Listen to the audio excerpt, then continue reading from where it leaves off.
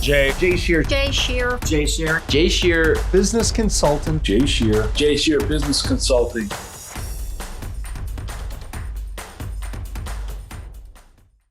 Hey friends, I'm Jay Scherr with Jay Scherr Business Consulting. We build solid foundations for service-based businesses to grow and scale and achieve the results and success they deserve. And you've joined Business Minds Coffee Chat. On today's episode, I welcome back Charles Vogl. Charles is an expert on community building, an award-winning author, speaker, and executive advisor to global organizations. You've got to check out episode number 124 for our first conversation, where we discussed Charles's backstory, his service with the Peace Corps, the big three factors leading to the loneliest era in American history, mirage communities, steps to building meaningful communities, and much more. Charles, it is great to see you. Thank you so much for joining me today for round two. Well, I'm very excited to be here. Well, terrific. Well, let's jump right in. Our first conversation was such a powerful one, and we went deep into so many different areas. And I knew as we got toward the end of that conversation that we were going to have to explore some more and go deep on some other areas as well. I thoroughly enjoyed that one. I know our audience is going to love that as well if they haven't already checked it out. Today, I wanted to spend some time talking about storytelling, the importance of storytelling. And you, of course, wrote the book, Storytelling for Leadership. And I thought it would be interesting for us to explore some of the big ideas from that book.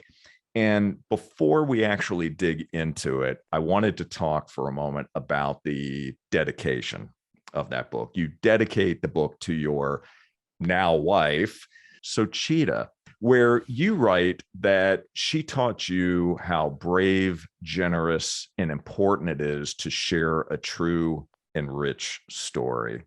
What a beautiful set of words there in the dedication. So explain what that meant to you as you wrote that.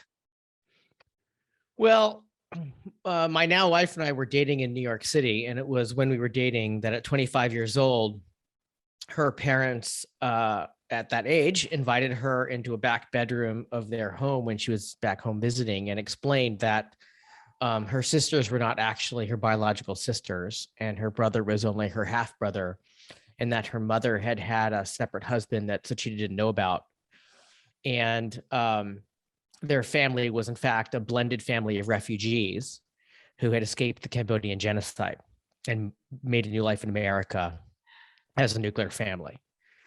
And this, of course, opened a whole bunch of questions. Well, then who are you and who are we, and why did you lie, and why did you have to lie, and what's the story that led to this change in your life? And she was a 25-year-old working in New York City, trying to make a career in media. I believe at the time she's working for NBC News. Mm-hmm. And so there's a long story involved, but it culminates with us literally borrowing a camera and going to Cambodia to answer some of these questions.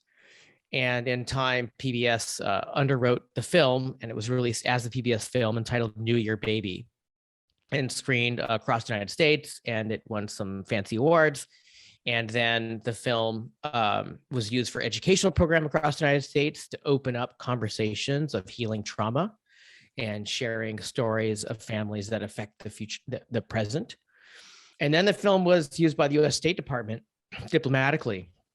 So Sochita and I at one point flew to Cambodia as she was a cultural ambassador for the United States during a week of festivities with the State Department of Cambodia. And I got to see in all of these programs how much her sharing of the story of discovering family trauma, pain, and shame, and finding the truth, and finding in the truth the honor and the heroism, and along with that, the gratitude of understanding what was invested so she could be who she was, started healing really family trauma. And when other families saw this, both in Cambodia and golly in Israel and across the United States, we saw that opened up conversation for those families.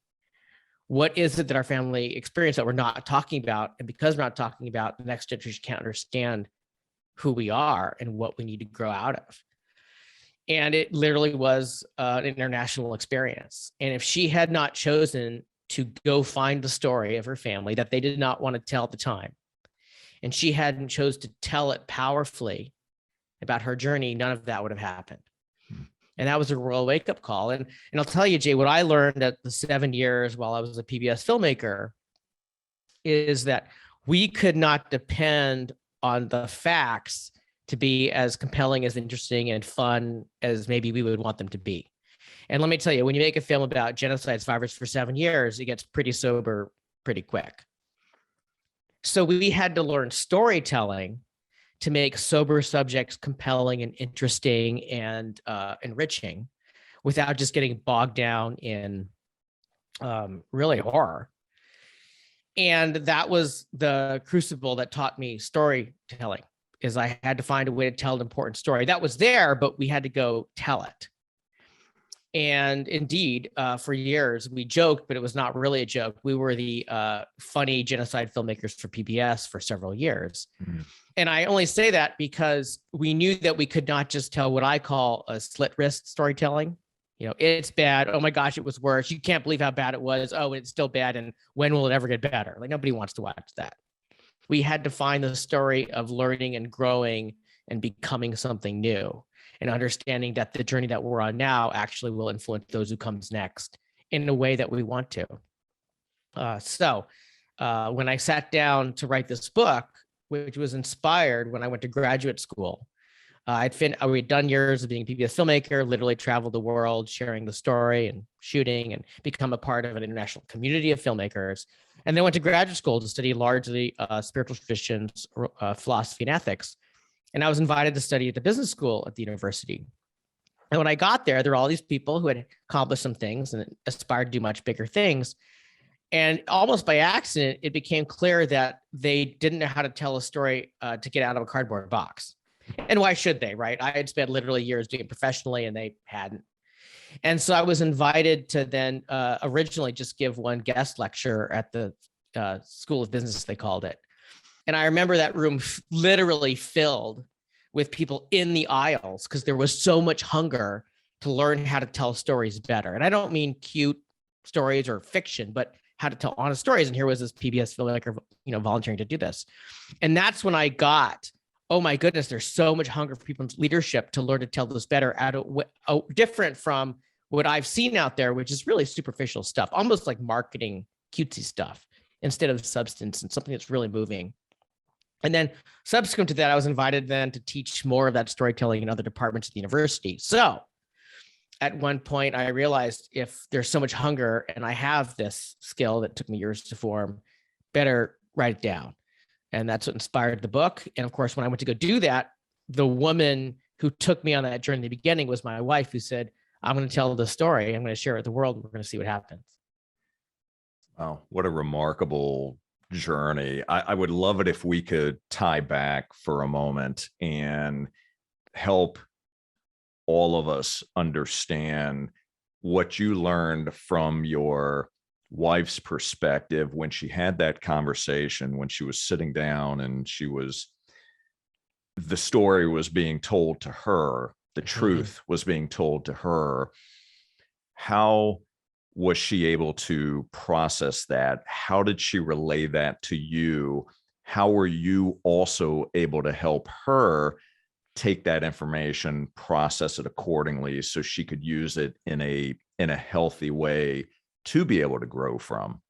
So the story about her family came out piecemeal because her family had a lot of shame around the story, which from an American sensibility is really odd, because when we hear the story of surviving communist genocidaires, doing what it takes to get out, protecting young children to come to a new country, learning a new language, learning how to function in an economy that you're just being introduced to while surviving the trauma of war, that's heroic.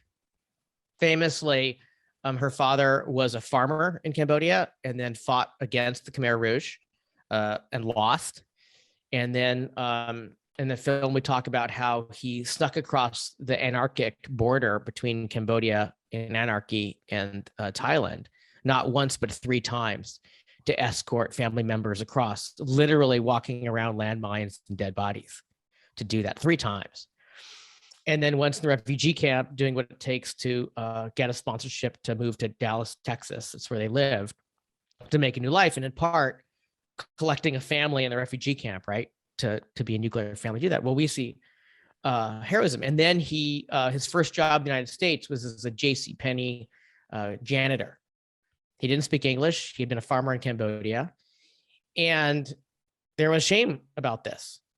And we hear that story and think, my goodness, how much strength, how much courage to just go to a new place and learn a new language and make a new life. So because there was so much reticence, it was really hard to get it out. And we had to literally go to Cambodia to find out where do they live and who lived there and who didn't make it out. And the film was broadcast on PBS, I believe, in 2018. One of the things that was revealed, which is the peak of the film, is Suchi discovers by speaking to Khmer Rouge cadres who are still living that her parents were a forced marriage by the Khmer Rouge. And by virtue of that, Suchita is literally a daughter of the Khmer Rouge, which is the genocidal regime of Cambodia. And even with that, history, her parents did all they could to get her out and make a new life in the United States. And let me tell you, that's a powerful thing for a young woman to learn. And of course, as part of the film, it explained her experience growing up. Oh, you two didn't choose each other. And even if you did choose each other, you experienced this union in maybe the most horrific scenario we can imagine, actually beyond our imagination.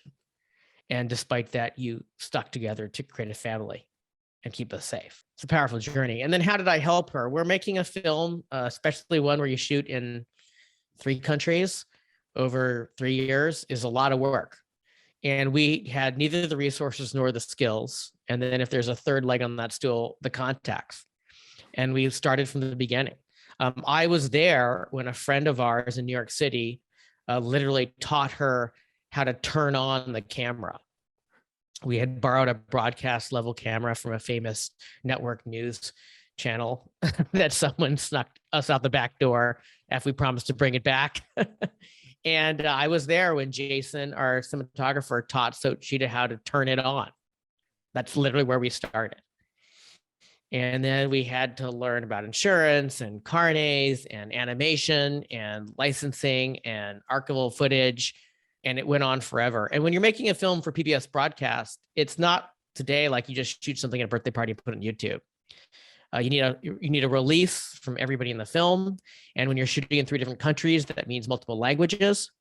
When you license footage, you need a lot of paperwork and you need to prove that you pay for that. When you're licensing footage that was shot in multiple countries over a war, the laws get really complicated really quickly. And we need to get lawyers who understood that and would do the work. And we couldn't afford them, which meant we needed to enroll people in helping us tell a story about healing. And in fact, to this day, I have this warm feeling for our law firm, White & Case, a white shoe law firm in New York. And I don't know how many people have a warm feeling for a law firm in New York City. But the reason I do is we were a couple of punks. I was literally waiting tables in New York City. And so she had to learn to turn on a camera to make what turned out to be a PBS film in time. And when that firm, Leslie Morioka was the partner who spoke to us, learned what we were doing. And even though we were punks in our 20s, saw vision, they agreed to provide all of our legal services for all the international needs we had. And I mention that because that's the level of work we had to do to bring together the resources to make this. And then the film went on to premiere at the largest film festival in the world. It was in Amsterdam. And there were legal stuff involved. And I remember Leslie, our lawyer, flew out to Amsterdam for that premiere. And it was a very, very generous commitment. And not just Leslie, but that just gives you a sense of the work that had to happen. A crew of, golly, well over 100 once you added up all the shooting across the United States. We shot in California and Texas and New York and Thailand and Cambodia and all over Cambodia. It's a lot of work. What an incredible feat that Mhm. you were able to work through to be able to put all of those moving pieces together without knowing exactly how it was going to work out. But it certainly sounds like the undercurrent throughout that whole process was the mission, was the story, to be able to uncover the truth and be able to tell that story in a meaningful and powerful way. Is that a fair way to put it? W- It's really important to understand how stories work. And people have literally written PhDs on this. So I'll just sum up what I can here. We as creatures largely don't know how to handle data very well. And that's fine, because what we do is we take data and we create a story. What I mean by that is there's the beginning, a middle, and end. And we understand that the middle is influenced by what came before, and the end is a reflection of what happened before. And there's a change over time. And that change in storytelling we call maturation, right? So you, Jay, after you tell me a story of something in college or having kids or visiting Cambodia, if it's a good story, you are different at the end than you were at the beginning. And there may be a lot of data, like how many meals you had or how many hours you were on planes or, what the name of your tour guide was. But that's just data. I don't understand you, Jay, or your experience or how you're different until I put it in a story. Oh, your tour guide was a monk and he took you to the temples and that he was able to show you something new about Cambodian temples that you didn't understand before.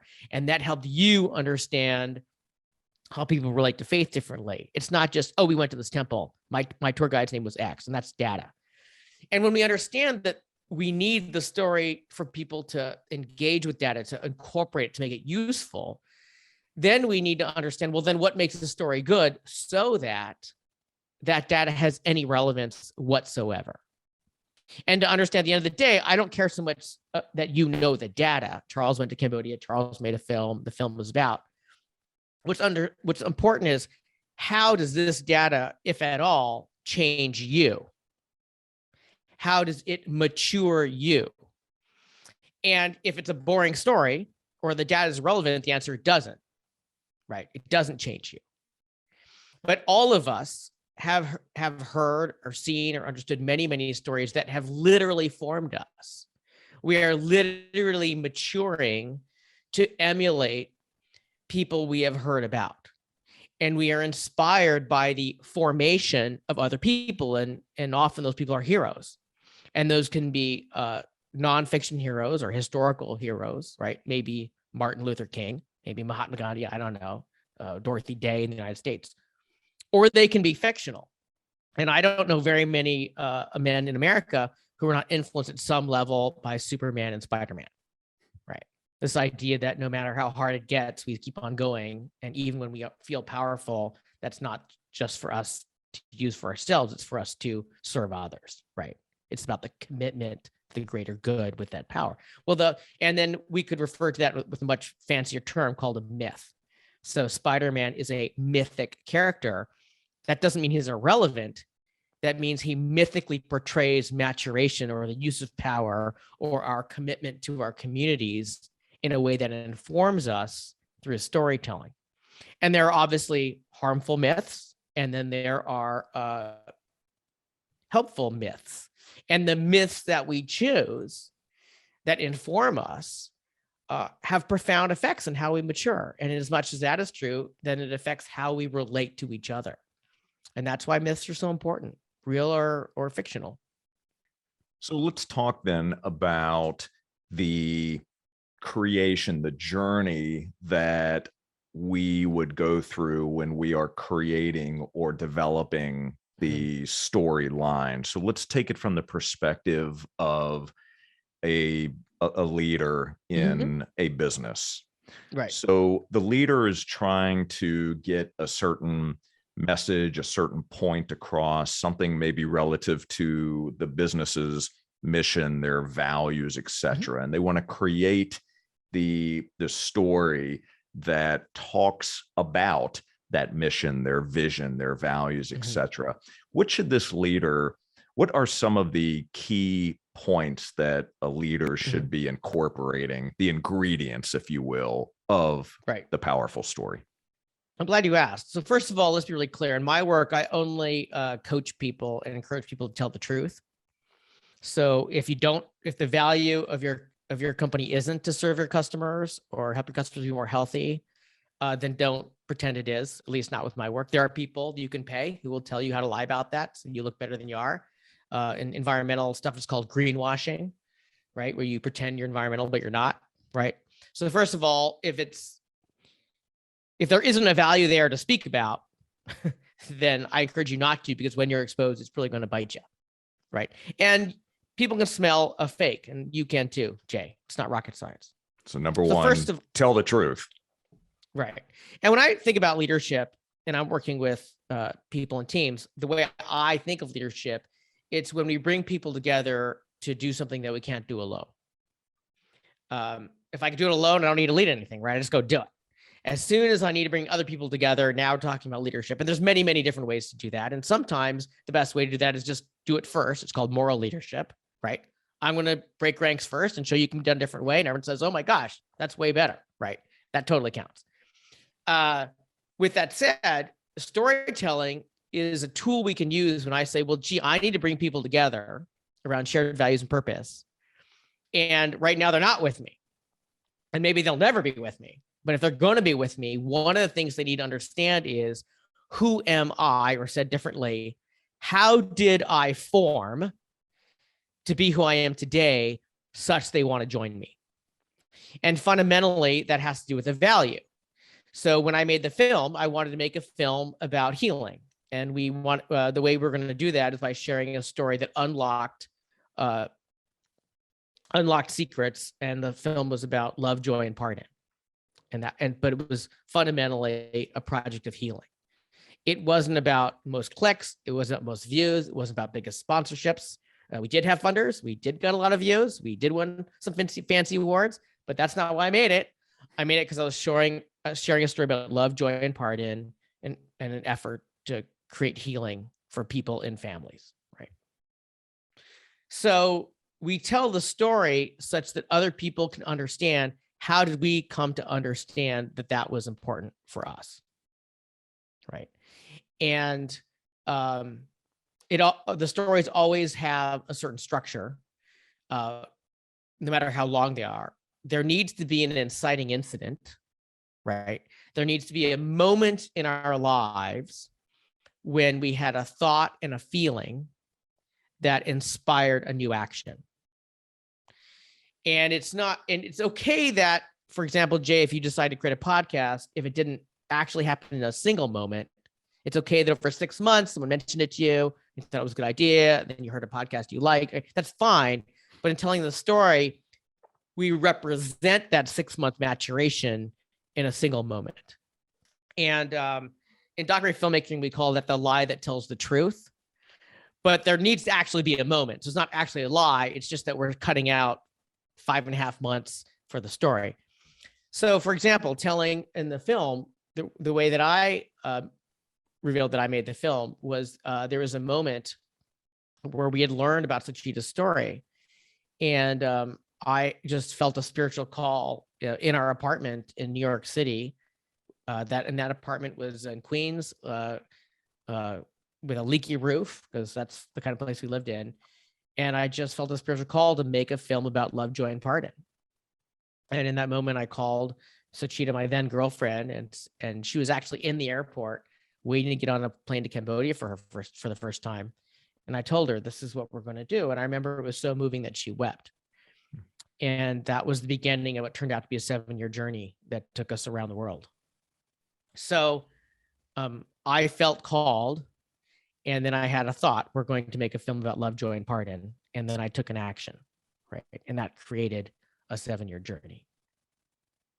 So you've just painted the picture then of what the origin of that was. Mm-hmm. So you described you're in the apartment, leaky roof, pick up the phone. You had this spiritual moment. You make the phone call.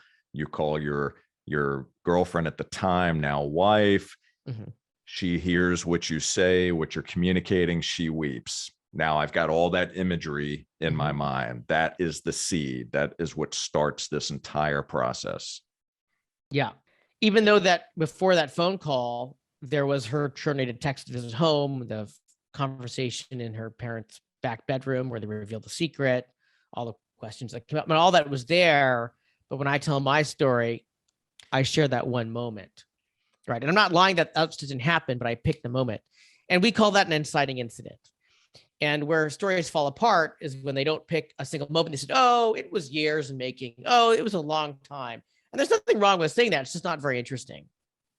So if you think of every film you've ever seen that you liked, there was a moment when our hero or heroine experienced something that their world no longer works the way they want it to work. And they realize, oh, I have to do this thing to make it right. There's a single moment. Does that follow the line of the hero's journey? Yes. So Joseph Campbell is famously the mythologist, he called himself, who mapped out the hero's journey. And for those who don't know, he studied the mythology of at least dozens of cultures that I know about, and then mapped out for the first time what's called the hero's journey. And he recognized a pattern of mythical heroes maturing in their journeys. And he seemingly accurately was able to distill that these stories about someone living in a world that's pretty small, experiencing an incident that they need to fix the world, leaving home to go learn really maturation. And then he describes with more granular detail how those lessons are learned, and then coming back home to share what has been learned with the people at home.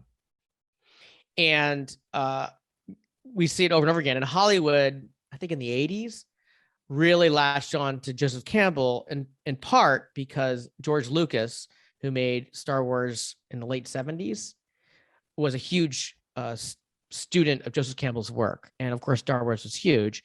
So then in the 80s, Hollywood just really picked up Campbellian structure.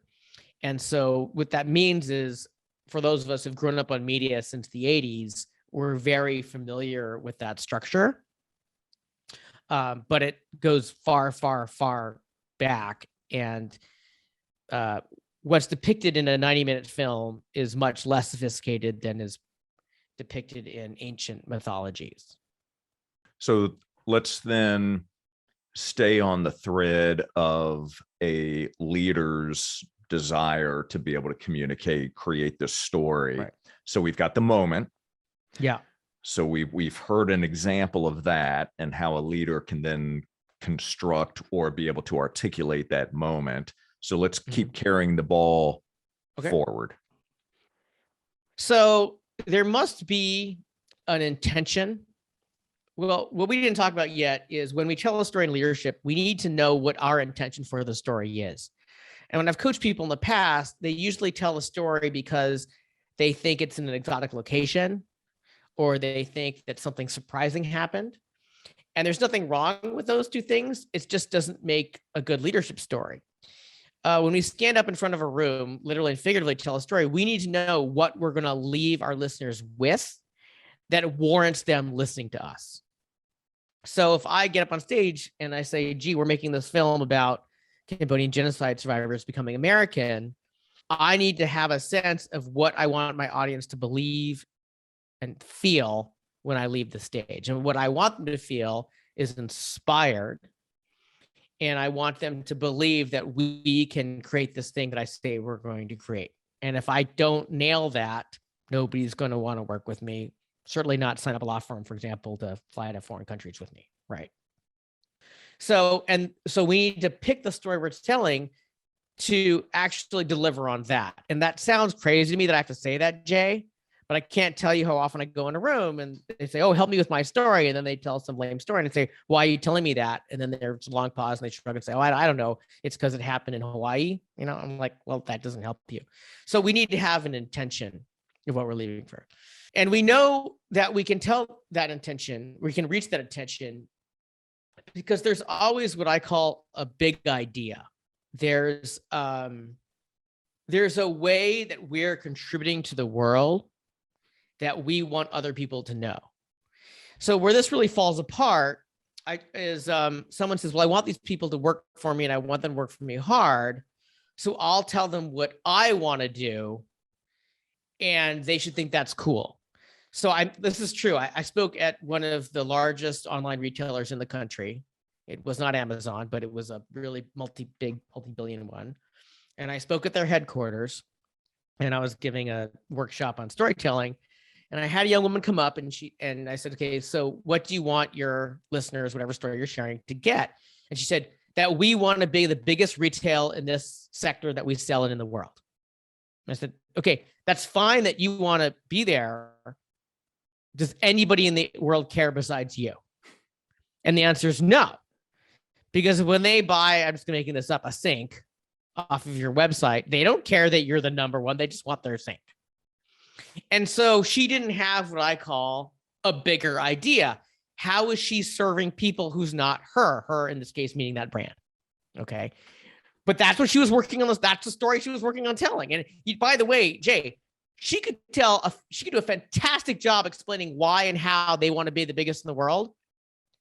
And still nobody cares and wants to join on board, right? You don't want to be the accountant for that company. You don't want to, make sure that you give them their business when they're having a hard time. You're like, okay, you want to be the biggest. As we talked through it, and we got to the bigger idea, what was there, and it was genuine at some level, was they wanted to be the resource that provided anyone with any budget and any living circumstances the goods that they needed at that point in their lives.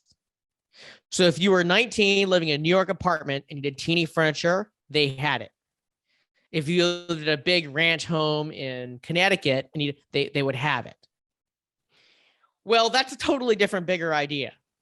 We want to be the resource that our customers can come to, and they'll find what they need on the budget they have at the life stage they're at. Wow, totally. That changes everything you say, right? Because you figured out, what am I sharing? That's the bigger idea, that's serving other people and not we want to be the biggest. So when we know what we want to leave people with, when we have our bigger idea, now we can know where we begin to tell a story that'll get us there, right? And we have to start somewhere. My filmmaking story, I started with a guy who had neither the resources nor the skills and certainly didn't have the connections. And I started building those. And where did we start? We had to learn how to turn on the camera. What camera? The one we borrowed. Borrowed from who? People who said, don't tell anybody. Just bring it back. Wow, that's the beginning. And later, if you find out that we stood on stages accepting human rights cinema awards in a foreign country, right? You're like, well, that was a long journey. and the answer is yes. Yes, it was. Right? Because we started somewhere. So anyway. So how do we get from the big idea to creating those starting points? How do I get started? Right. So now you have shown me that I need to think differently about the idea. This shouldn't be about what we want as a company in terms of being the biggest or having the most customers. This is about the audience that I'm speaking with. How do I serve? How do I want to serve? Those sorts of things.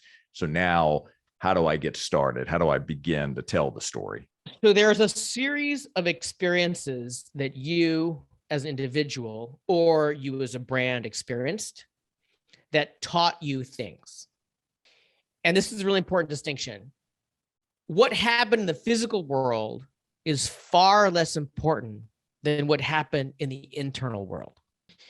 So I could tell you the story about going to a picnic and standing next to a woman and who asked what I do. And I mentioned I was making this film and she wanted to know more about it. And that woman turned out to be Leslie, and Leslie became my lawyer. And now I have a lawyer. That could be a story, and a lousy one. Because what the real story is I was desperate. I had legal challenges to make a film I couldn't afford to make with legal issues I didn't understand, and resources to handle none of it. And I went to a picnic in Central Park, and it happened to be a Hawaiian culture picnic. And I stood next to a woman who asked what I do. And I told her, and she said, well, I'm a lawyer. And she handed me her card. And I didn't know enough about law firms to interpret what her card said when it said this fancy law firm and partner. And then she came to my apartment, I think a week later, like the next week, she came to dinner to meet Sachita and have dinner. And we showed her a few minutes of the film we were making. And she left my apartment, and she went to her law firm the next day and pitched our project as a pro bono project. And I believe then later that week, they had done their checks they had to do. And by the end of the week, we had a New York law firm handling all of our legal. Okay, we had a law firm, but what makes that at all compelling, if it's compelling, is that Leslie was inspired. That Leslie saw the vision we had and understood that it was worth investing in, even though there wasn't enough money to pay the carpet cleaning at her law firm, that she wanted to commit several lawyers to join us in a multi-year journey.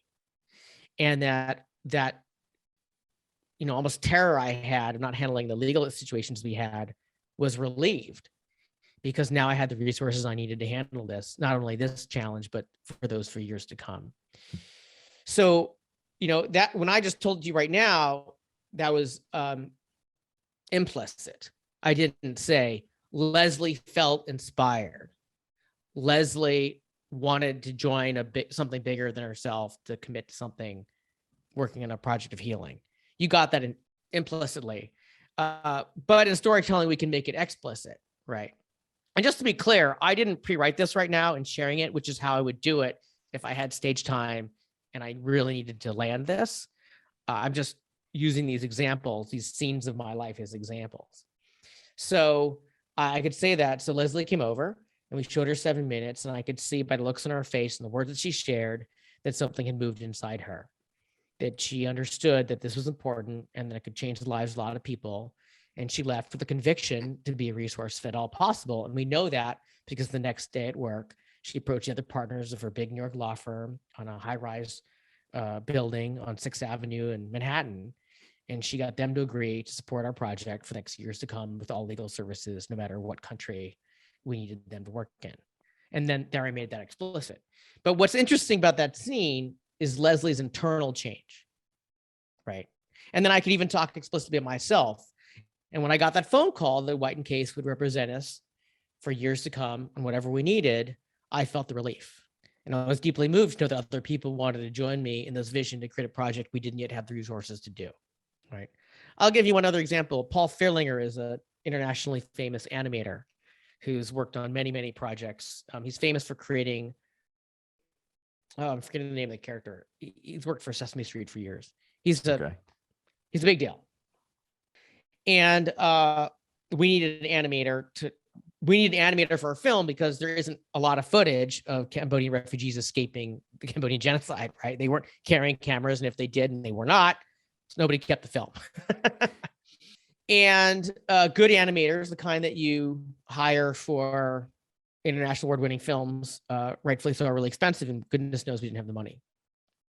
Well, we found out that Paul Fairlinger himself escaped a communist regime in Europe and came to America and created a new life and became an internationally famous animator.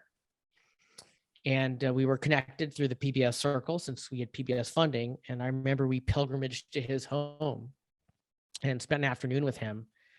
And I remember that he was deeply inspired by the story. And I remember that day when he committed to the film and we got an internationally famous animator to work on this film, our first ever. And, someone who's only thinking materially in a leadership role thinks, oh, well, the important part is Charles was able to manipulate a filmmaker to commit his time for money nobody else could hire him for. Wow, what a great leader. No. I showed up to his home, with my now wife, told him the story we were telling, told him why we're telling it, and a man who himself had made a film about escaping a communist regime wanted to join us. That's what makes that story interesting. As I'm listening to you, as you go through these examples and as you're talking about the different foundational pieces of building this story, you do it in such a remarkable way that the words that come out of your mouth paint the picture, right? I mean, you Mm. truly are, through each of your sentences, you're telling the story, you're inspiring, you're very descriptive, you're putting enough information, enough of the relevant storyline into the message that you're delivering to all of us, that we can all see it. We're there Mhm. with you, Mhm. which is really, it's a truly remarkable gift. And I just, as we're continuing the conversation, I think it's important to point out that these are skills that can be learned. Yeah, wrote a whole book on it in order. Absolutely. And I want to tie back to that, because for those that are listening that say, well, Charles can do that, Charles has that experience, you honed these skills, you Mhm. learned these skills, now you're able to teach and coach on these Mhm. skills. Yeah. But we can all learn, and we can all get better in each of these areas. I'm learning just listening to you, and also digging into your book. So Well, one of the things, Jay, one of the things you're experiencing right now is I'm telling stories that are actually emotionally resonant for me, and they actually formed me. Forming a relationship with Leslie, the head of my legal team, forming that relationship with Paul, taught me how to be a stronger leader, because it taught me how I needed to show up to bring people together. People I couldn't just have a transactional relationship. Many cases there was a transactional relationship, right? They wouldn't work for no money, or they needed to have some credit, maybe something, but I couldn't afford to make it only transactional. And that's leadership. Anybody with money can throw money at things and get things. In fact, I know an executive at a world famous tech company who says, we have so much money in this firm, I think many of our employees mistake being good at their job with having unlimited money, right? Because whatever they need to do, they have a budget to buy the best, right? For example, a concert, right? They can just buy the best venue and buy the best concert promoter and buy the best event, and then declare themselves good concert producers, right? But most of us don't have that luxury. And so to grow in our leadership, amongst the things we need to do is approach someone that we need to create what doesn't yet exist, and have the conversation or deform the relationship that allows us to create something bigger than the resources we have, right? So when I shared this about the conversation with Leslie and with Paul, and I could go on, I'm sure, with at least a dozen others, those actually formed me. And in as much as that is true, I have emotional resonance with that. And I'm sharing that with you. Said differently, I'm not giving you a manipulative, fictionalized marketing story to make me look better. I'm authentically sharing my experience and how I formed, in this case, as a film producer. And in as much as film producers have to mature as a leader, right? Forming a crew of over 100 in 3 countries to do something I had no skill on and made no bones about, right? Because if I had walked into Leslie's office or into Paul's living room and said, by the way, I'm going to tell you I have more experience and confidence than I do, they would have smelled me from 100 yards away, because they're international level professionals and like, listen, punk, maybe in 10 years you will, you don't today. So your authenticity obviously came through. You connected with them on a human level. You were truthful, right? Yeah. And you were able to share the emotion, right? This affected you emotionally on a deep level, you and your wife. Amazing. So let's keep going. So what are the other components that we should be focused on, that our leaders should be looking at when crafting their story? So what I encourage you to work with me to do is think of the moments on your journey. So, Jay, one day you decide to make a podcast, and you may have been thinking about it for a long time, but there's one day where you actually ordered a mic, right? And there were a number of scenes or moments that you learned something, emotionally learned it, or actually in data learned it, like, oh, I can totally access that software type thing. And we want to know, what are the emotional resonant scenes? And when we're talking about big things, it's not about starting a podcast, but maybe about stepping out as an independent person to help leaders grow in their formation, right? As opposed to finding a job with steady healthcare. There were moments that were emotional for you.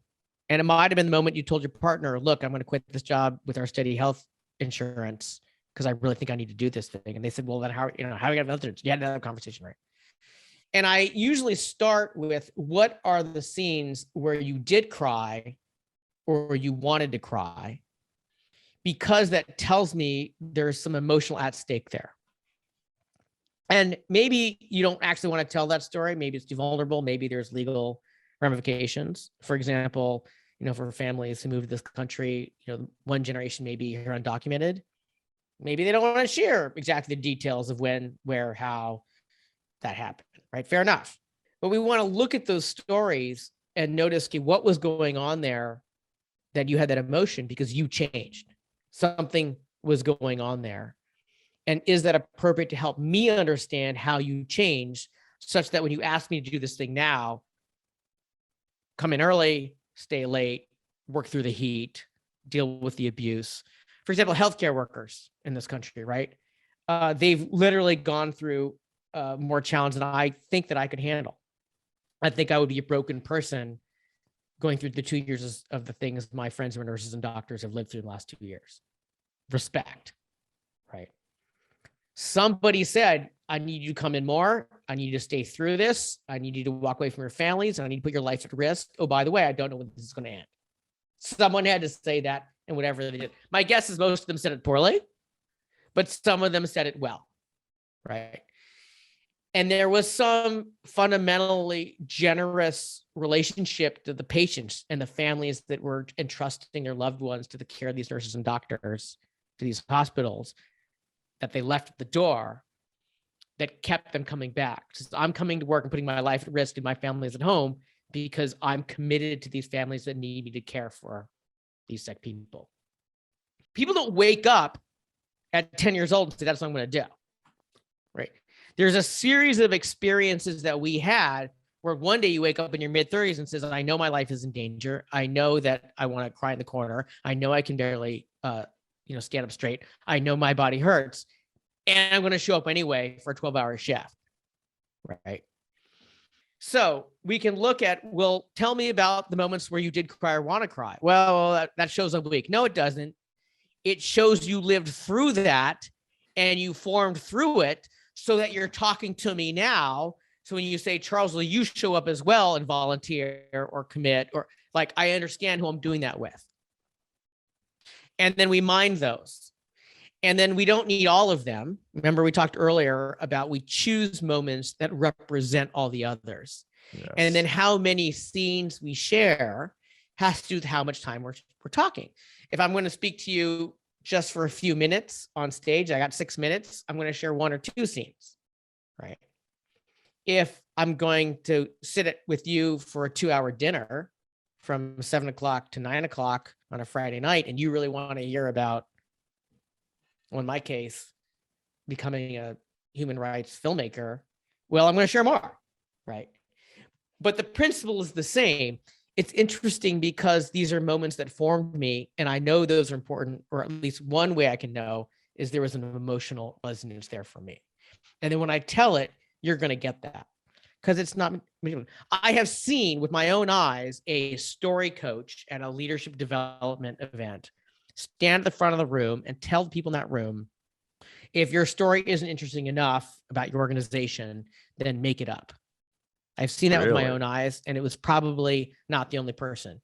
And as the PBS filmmaker in the back of the room, what I knew was that's because you don't know how to tell a story. So I'm going to tell you a story right now, Jay. My son was born in 2017. And about 2 weeks in, I was the midnight feeder for my son so my wife could sleep, because he was obviously breastfeeding. So sometime around 11 o'clock, I would get a bottle and I'd feed this child who was weeks old. And it was just he and I in my living room. And I would hold him in the middle of the night with nobody around. And then when he was done eating, I would sit him on this pillow in front of me. And every night I do a meditation, and he would sit in front of me and I would sit quietly.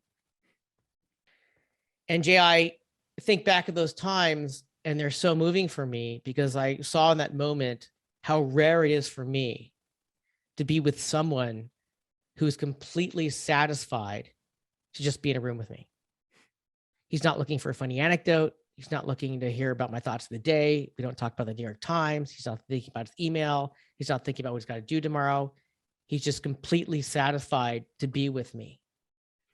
And those are precious, precious times. And I wondered, why it's so rare and how it's so precious that that's a rare occasion for all of us. Is that a great story? I just told you a story about me feeding a baby a bottle and sitting quietly in a room. Okay. Is it great? I don't know if it's great, but because I know how to tell a story, and it was about my internal journey as a father, about becoming an adult, recognizing the preciousness of being fully present with somebody, about the preciousness of a relationship that isn't distracted by technology or cute anecdotes, that made that interesting at all. And it was literally about sitting quietly in a room. So when someone tells you you need to fib to make it interesting, they don't know how to tell stories. Because Charles can stand out on a microphone in front of 500 people and spend 90 seconds, maybe 3 minutes talking about sitting in a room with a baby, and people won't cough. And it's not because I'm a genius. It's because I learned from mentors in the 3,000 years of storytelling what lands. So what if there was something more interesting about that? Well, then now it's not even Charles sitting quietly with a baby in a room. That was a relatable story, by the way, because as you were sharing it, I imagine myself in that room with my son 29 years ago in a very similar situation at night. And it took me back immediately. So I'm listening to your words, but I'm seeing my story unfolding in my mind through your words. So very relatable. And what you've been able to accomplish here, the lessons that you're teaching us right now, for our listeners, for those that are watching right now, you're going to find a tremendous amount of tools, stories, a lot of history you'll find in the book that we've been talking about here, or at least referencing, which is Storytelling for Leadership.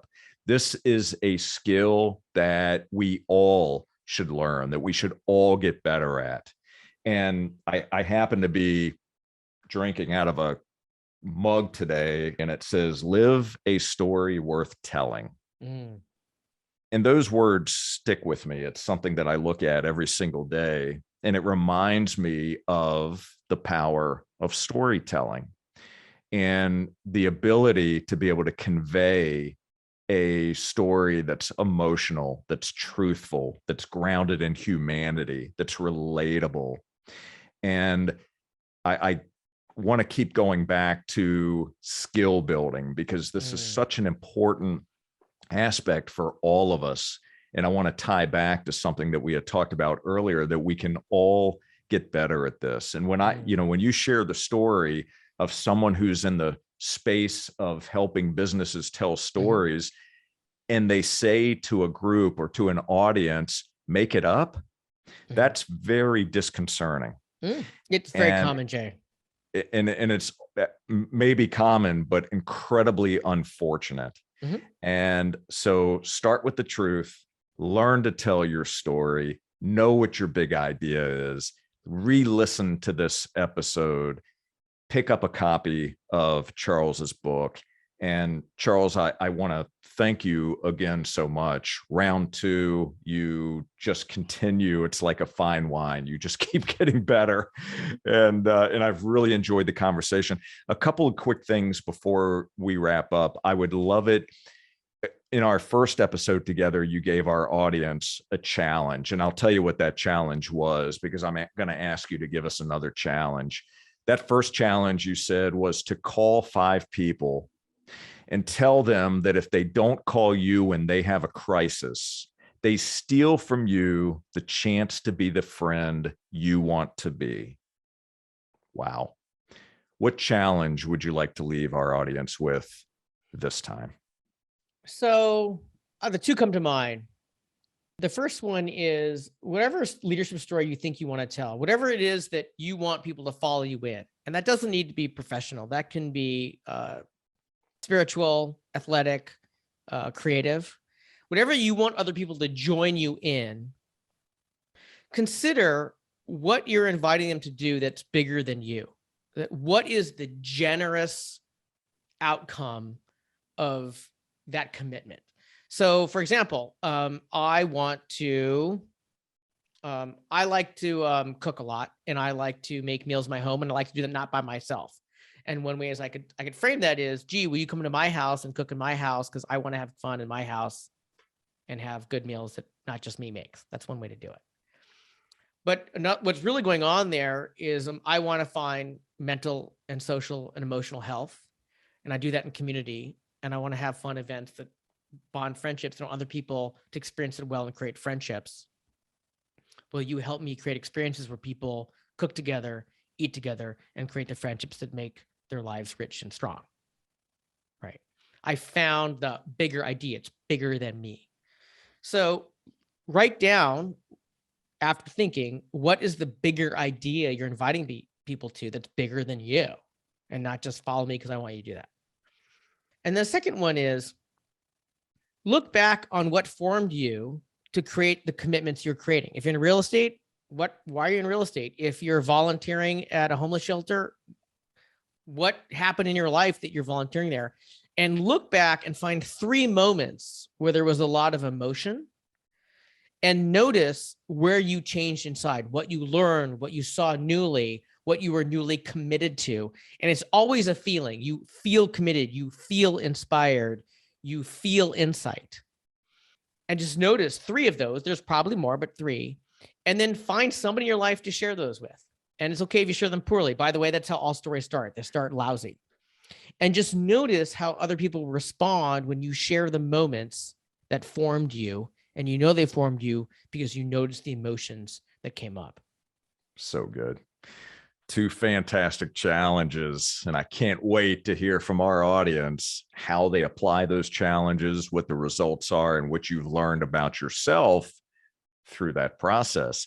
So, Charles, here is my final question to you. What is one of the greatest gifts that life has given you that you did not realize at the time? The brilliance of life is in small, intimate moments. In my youth, I thought it was going to far places, seeing incredible things, going far and wide. And those are great. And I hope to do more of it. And when I confronted my mortality from medical challenges earlier in the pandemic, I got clarity that all the things that I want more of, all the things I care about, are really close, and they're really intimate, and they're really small. And that's what I got to protect for the years I got coming. Beautiful. Thank you for sharing. And Charles, again, thank you so much for joining us on Business Minds Coffee Chat, going deeper on the topic of storytelling, sharing of your immense amount of wisdom, your knowledge, being an exceptional storyteller, tying emotion to it, pulling us all into the storyline, and bringing your gifts to life. Thank you so much. Thank you, Jay. My pleasure. And for all of you, thank you so much for watching and for listening. And would you please do us a favor? Take a moment and subscribe, rate, leave us a review. We would greatly appreciate that. Let us know what you thought about this episode. And to enjoy more episodes and to learn how Scherr Business Consulting can help your service-based business, all you need to do is visit jscherbusinessconsulting.com. And until next time, keep learning, keep growing, and we'll see you on the next Business Minds Coffee Chat. Take care, everybody. Scherr. Scherr Business Consulting. Scherr Business Consulting.